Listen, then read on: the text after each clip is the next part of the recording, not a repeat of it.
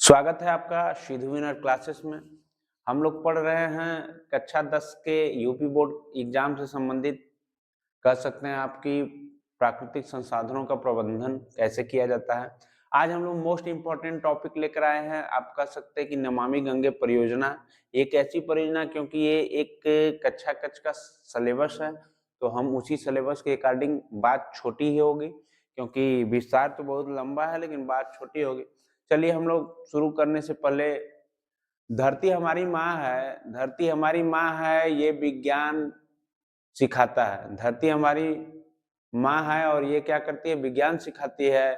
संसाधनों का सही उपयोग ही भविष्य बनाता है, संसाधनों का सही उपयोग ही भविष्य बनाता है। आने वाली पीढ़ी के लिए, आने वाली पीढ़ी के लिए एक हरा भरा कल बचाना है, आने वाली पीढ़ी के लिए एक हरा भरा कल बचाना है हमें। यही है हमारा कल, यही है हमारा कल। हम लोग आज सेशन की शुरुआत करेंगे और सेशन है, आपको पता है कि सिलेबस है, कह सकते हैं एक तरफ से नमामि गंगे भारत, क्योंकि जो भी भारत में गंगा बहती है, हम इसके बारे में, इसके संदर्भों के बारे में क्या करेंगे, व्याख्या करेंगे। तो आइए हम लोग व्याख्या करते हैं। देखिए सबसे पहले हम लोग नोट करेंगे कि हम लोगों का जो आज का सिलेबस है नमामि गंगे कार्यक्रम है। नमामि नमामि गंगे कार्यक्रम,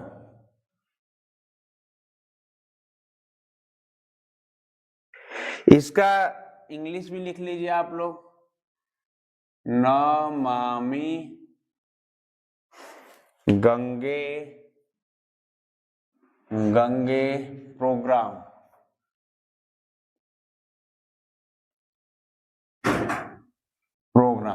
ठीक है। जब ये नमामि गंगे प्रोग्राम या कार्यक्रम स्टार्ट कब हुआ, सबसे पहले तो यही क्वेश्चन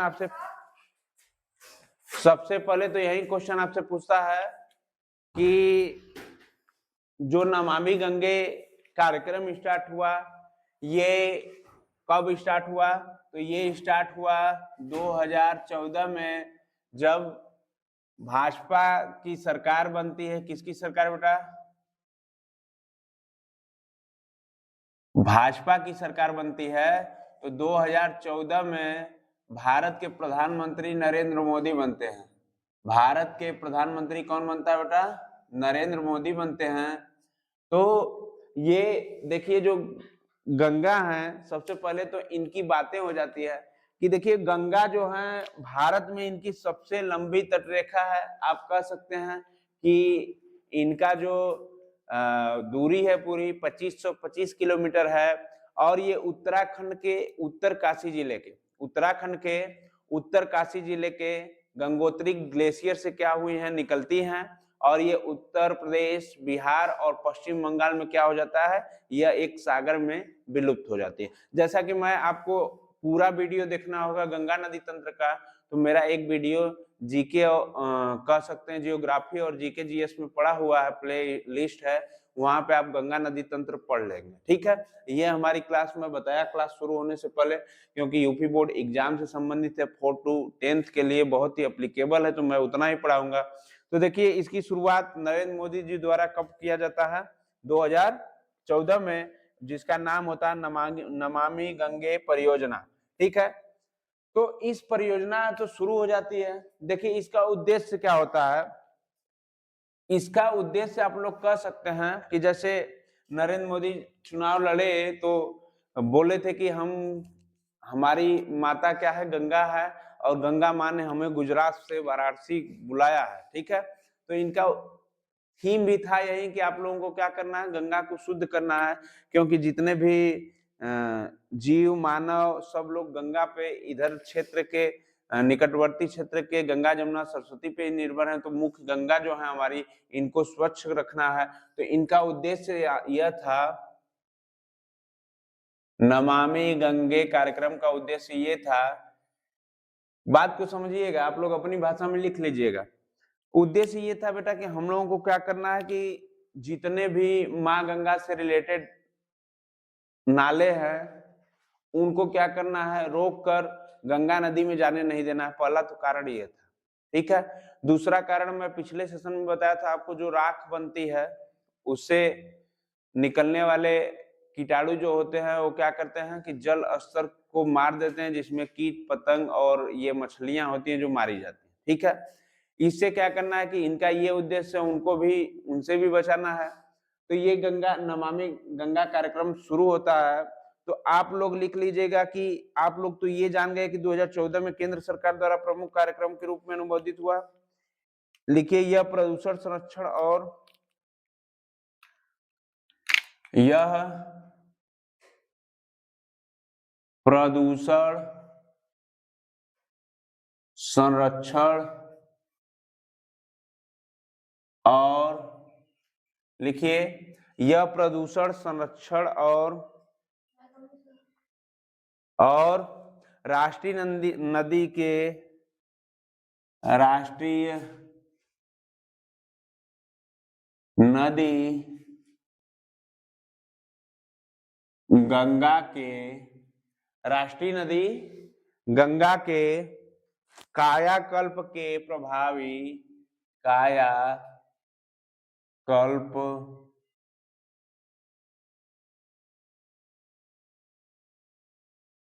कायाकल्प के प्रभावी न्यूनीकरण के दो उद्देश्यों, प्रभावी न्यूनीकरण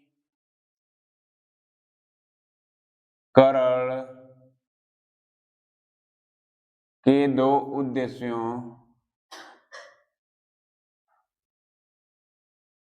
न्यूनीकरण के दो उद्देश्यों को पूरा करने के लिए शुरू किया गया, को पूरा करने के लिए शुरू किया गया था, कि पूरा करने के लिए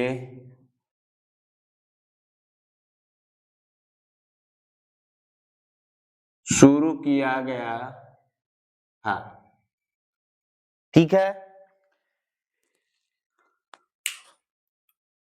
एक देखिए कार्यक्रम चलाया गया था स्वच्छ गंगा के लिए, इसको भी नोट कर लीजिए, कभी कभी एग्जाम में पूछ देता है।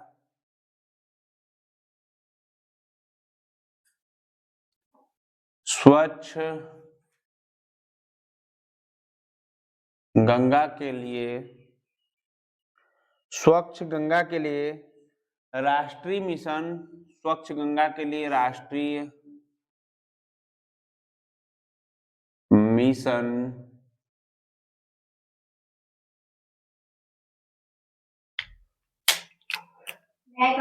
कार्यान्वयन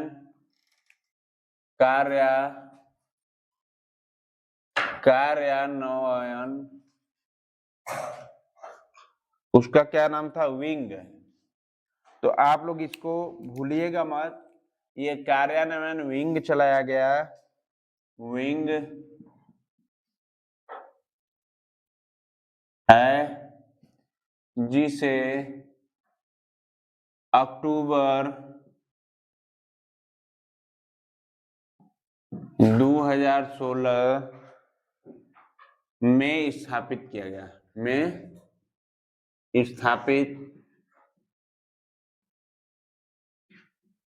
गया, अब लेकिन वर्तमान समय में इसको बढ़ाकर कितना किया गया है, बढ़ाकर 2016 तक स्थापित किया गया था, अब बढ़ाकर 2026 तक कर दिया गया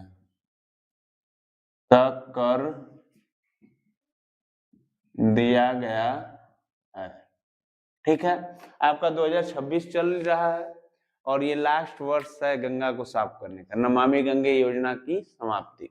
देखिए क्या होता है क्या नहीं, हम इस संदर्भ में नहीं जाएंगे, हमारा काम है पढ़ाना, हम पॉलिटिकली बात बिल्कुल भी नहीं करेंगे।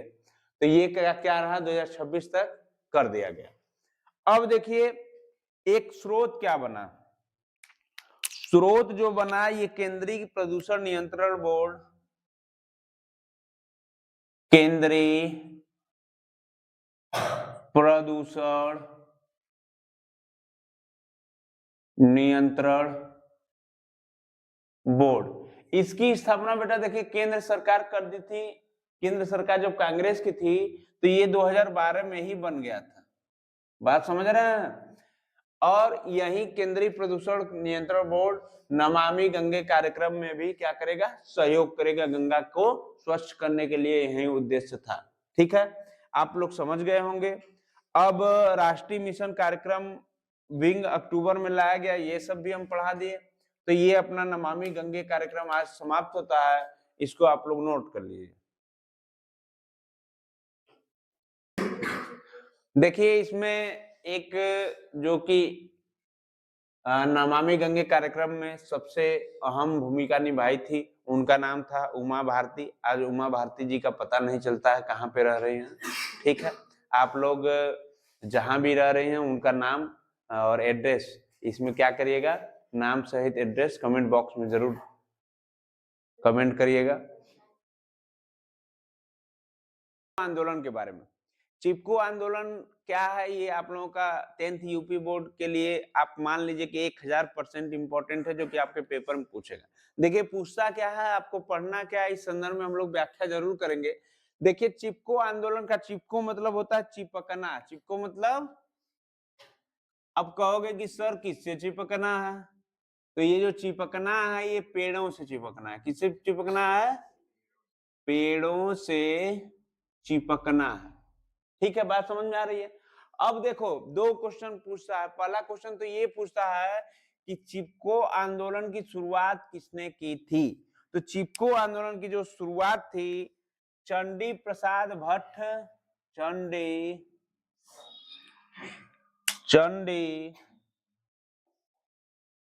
प्रसाद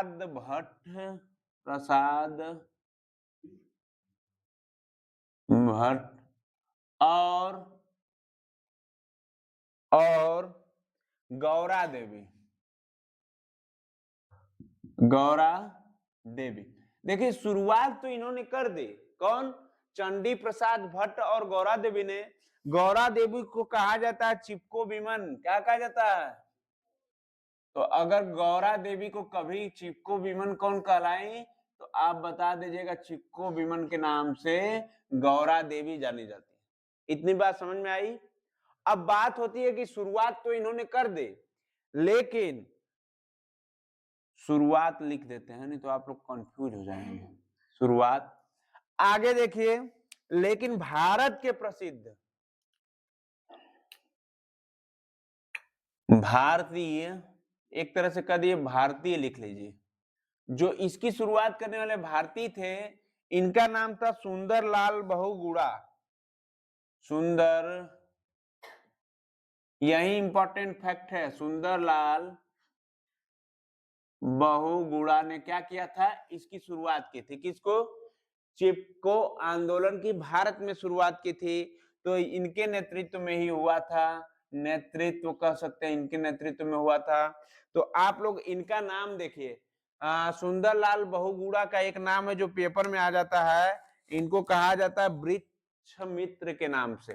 तो सुंदरलाल बहुगुणा को किस नाम से जाना जाता है बेटा? वृक्ष मित्र के नाम से। तो वृक्ष मित्र किसको कहा जाता है? तो आप लोग बोलेंगे सुंदरलाल बहुगुणा को। चिपको विमन किसको कहा जाता है? गौरा देवी को। शुरुआत सर्वप्रथम किसने की थी? चंडी प्रसाद भट्ट और गौरा देवी ने। लेकिन भारत में इसकी शुरुआत, इसका नेतृत्व किसने किया था? सुंदरलाल बहुगुणा ने। बात समझ में आ गई इतनी बात? अब हम आगे बढ़ेंगे। देखिए पेड़ों को काटने के लिए, पेड़ों के, लिखिए पेड़ों को काटने से बचाने के लिए, पेड़ों को काटने से बचाने के लिए, पेड़ों को काटने से बचाने के लिए गांव के लोग पेड़ों से चिपक जाते थे। पेड़ों से चिपक जाते थे। बात समझ में आ गई? तो देखिए चिपको आंदोलन का मेन तात्पर्य आपको मिल गया होगा कि पेड़ों को काटने से बचाने के लिए गांव के लोग पेड़ों से क्या करते थे, चिपक जाते थे। अब बात होती है कि यह आंदोलन शुरू कैसे हुआ। देखिए आंदोलन शुरू हुआ, आंदोलन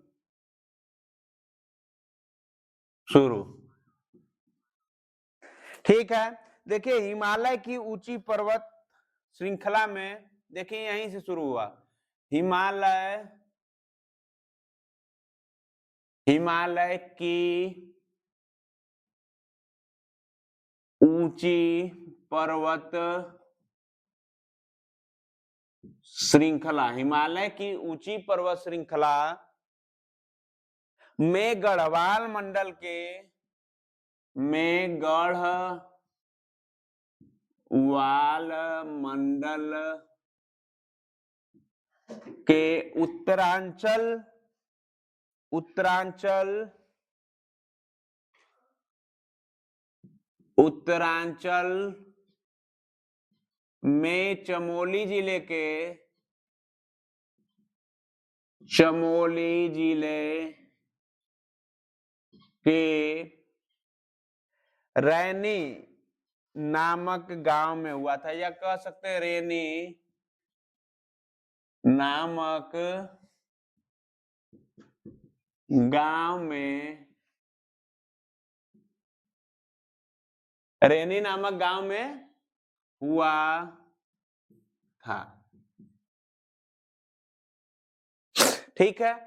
अब हुआ तो था, लेकिन इसकी शुरुआत कब हुई थी, इसकी शुरुआत हुई थी 1973 में। इसकी शुरुआत कब हुई थी बेटा, 1973 में आंदोलन शुरू हुआ था, 1973 में ये आंदोलन शुरू हुआ था, ठीक है। कहां पे शुरू हुआ था, तो ये उत्तरांचल, जो कि इस समय वर्तमान में इसको बोला जाता है उत्तराखंड, ठीक है। तो उत्तराखंड, उत्तरांचल में चमोली जिले के रेनी नामक गांव में हुआ था। तो आपसे यही क्वेश्चन अक्सर पूछता है कि किस गांव में हुआ था, रेनी नामक के गांव में हुआ था, किस जिले में हुआ था, चमोली जिले में हुआ था, कहां पे हुआ था, उत्तराखंड राज्य में हुआ था। ये हिमालय की ऊंची पर्वत श्रृंखला गढ़वाल मंडल में आती है, ठीक है। इतना क्वेश्चन, 5-6 क्वेश्चन आप लोग तैयार करिएगा। विवाद देखिए क्या हुआ, इसमें हुआ था क्या कि विवाद हो गया। विवाद जानते हैं किसके किसके बीच हुआ, तो ये लकड़ी के ठेकेदार और गांव के लोग के बीच हुआ। लकड़ी के ठेकेदार, लकड़ी के ठेकेदार और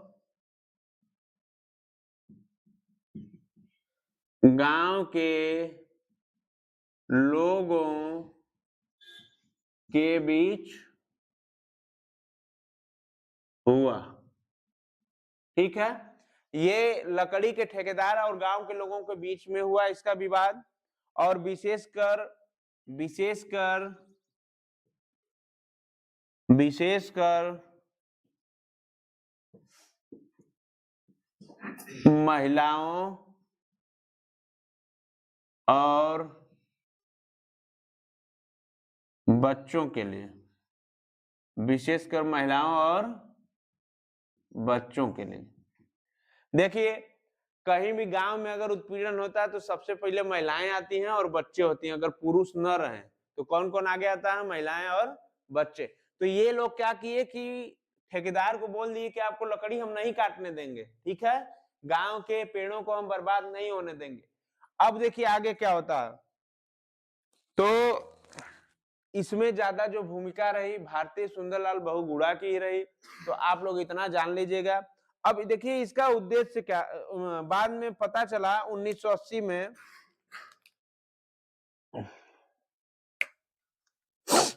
देखिए 1980 में आपकी प्रधानमंत्री थी जो कि एक्सपायर कर गई थी, ठीक है। उससे पहले जब ये थी तो उनको पता चल गया था कि 1980 में प्रधानमंत्री, प्रधानमंत्री कौन थी जी, इंदिरा गांधी। इंदिरा गांधी ने एक विधेयक बनाया, इंदिरा गांधी ने एक विधेयक बनाया था, एक विधेयक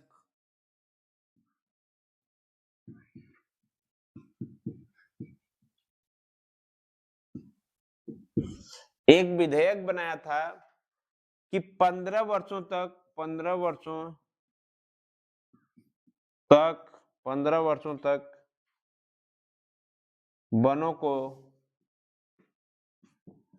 को काटने पर प्रतिबंध लगा दिया।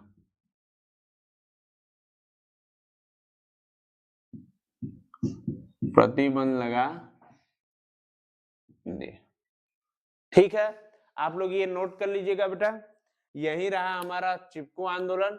इसी से क्वेश्चन बनेंगे, जो कि डेट आपको याद रहनी चाहिए। मेन भारती सुंदरलाल बहुगुणा याद रखना चाहिए, और इसका सर्वप्रथम शुरुआत किसने किया था ये भी पता होना चाहिए। लिख लीजिए, आपको गांव का नाम, शहर का नाम और जिले का नाम याद रहना चाहिए, तो आप लोग लिख लीजिए।